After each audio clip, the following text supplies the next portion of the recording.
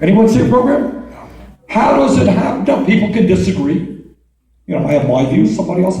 But don't you think something as important as trying to understand how we have lost 60,000 factories in the last 15 years, don't you think that might be something we might want to discuss? No discussion about that. Who wrote the TPP? Corporate America. Who do you think writes these things? Again, it's, I don't want to beat a dead horse. But all of these things, it's, again, the power of money prevails economically, politically, in all aspects of our life. Yes, ma'am. I have a question for you regarding DNA testing and prosecutorial misconduct. About what? About DNA testing for Yeah. people who have been wrongfully incarcerated, Yeah. and also for prosecutorial and judicial misconduct. There aren't any laws other than what's happened with Michael Morton in Texas with his prosecutor. And I was Well, I think wondering if one we of the could reform things that. that we know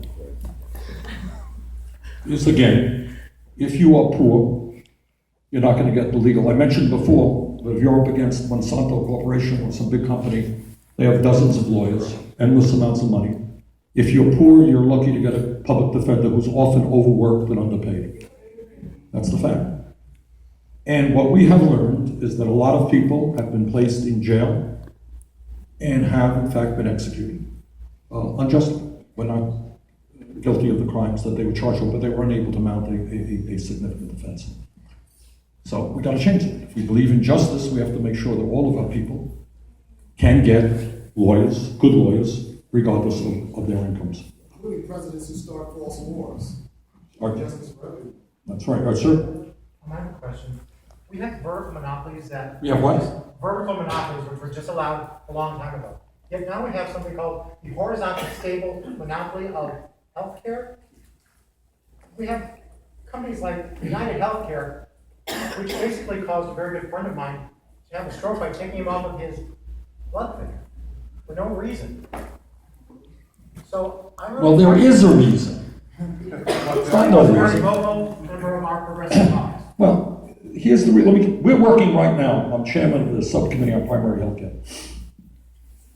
Yeah, I don't know if some of you are bumped up against it here in Nevada. I suspect you have. There are a number of what we call generic drugs. You all know what a generic drug is? And generic drugs came into being because they would lower the price of prescription drugs.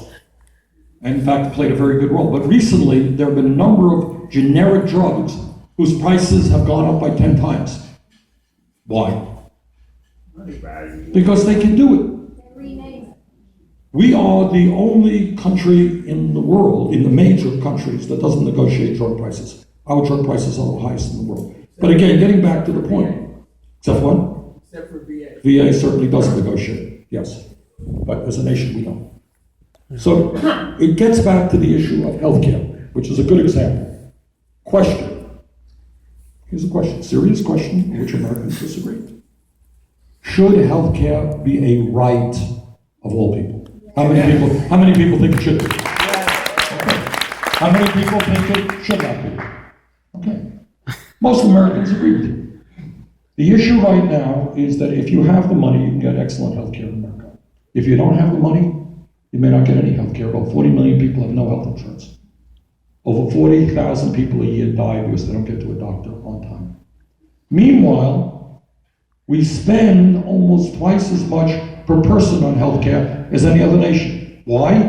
What's the function of the American healthcare system? Thank you. Right. Now, instead of saying, how do we come up with a cost-effective, high-quality system guaranteeing health care to all people? The function is to make money for the private insurance companies. So when you say it's crazy, it's not crazy. The reason that they take people off drugs is to make money. The reason they jack up drug prices is to make money.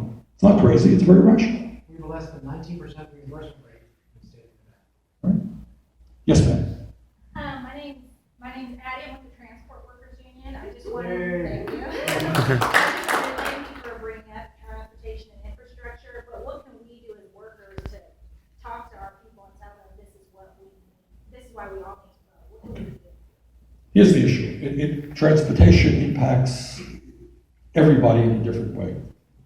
First of all, the first point to be made is that the fastest way to create jobs in America is to rebuild our crumbling infrastructure. The American Society of Civil Engineers.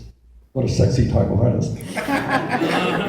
They say that we need to invest $3 trillion to bring our infrastructure just up to par. Now, in my state, people have been on roads, their cars have disappeared in potholes. That's an exaggeration. But many broken axles and so we waste billions of dollars a year because cars get injured on the road, get broken. Okay? You have people who can't get to work. You know why? They don't have a car, there's no public transportation. Gas prices are enormously high, while ExxonMobil makes huge profits. My state is a rural state. People spend a whole lot of money getting to work. So, number one, transportation is important because it makes us a more efficient and productive country. Number two, it creates millions of decent paying jobs. That's why it's important. So get the word out. Yes, sir. My name is John. I'm the state director for Progressive Democrats of America. I have a simple question for you. When will you decide or announce that you're going to run? As you know, we're running run campaign. Because as you said, we can beat a dead horse and talk about these issues, but unless we have a true progressive leading the fight where we can't galvanize around, we won't really create the change that's necessary.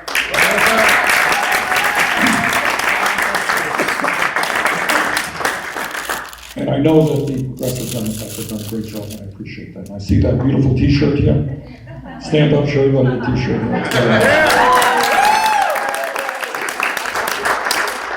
And let me give you an honest answer.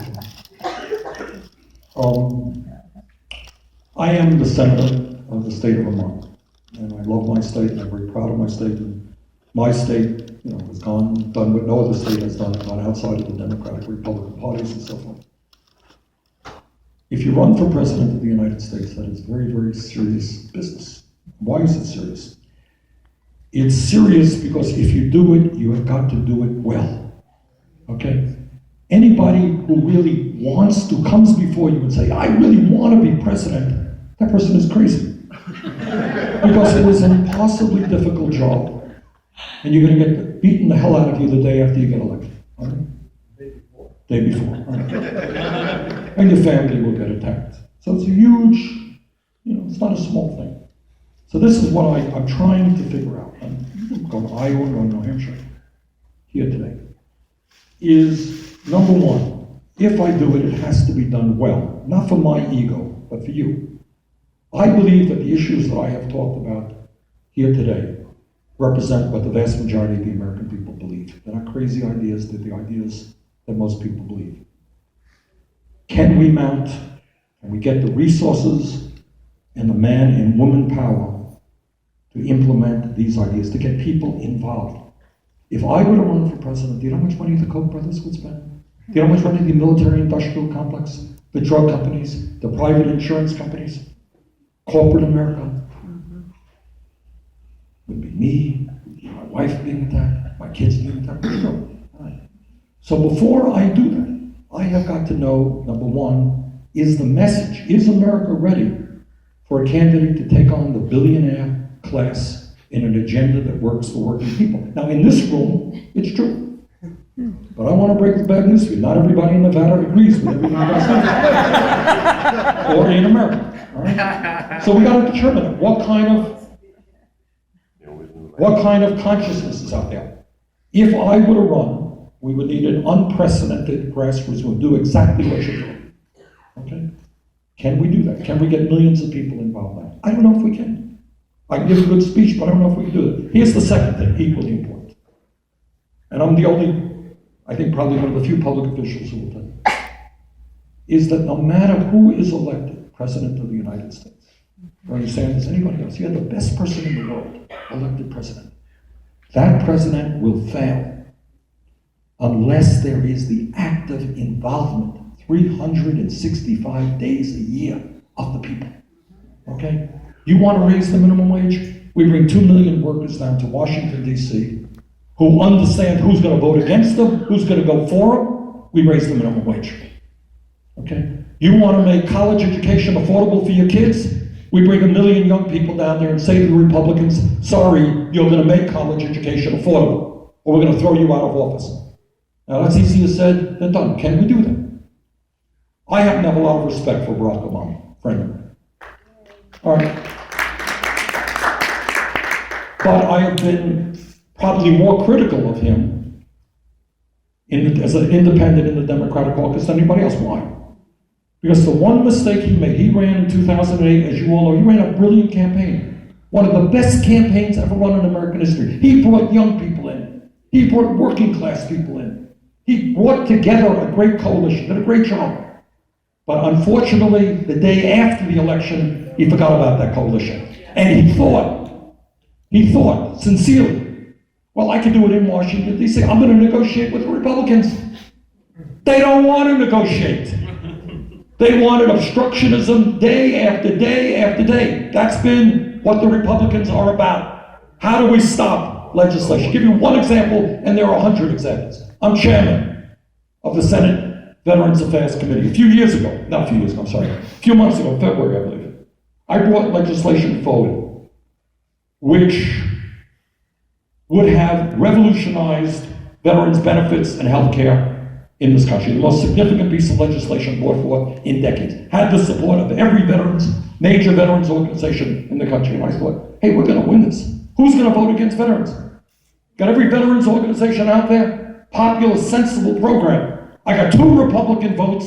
All I could get was 56 votes. I needed 60 votes. Every Democrat, 2 Republicans. One of them from your state, by the way, you know.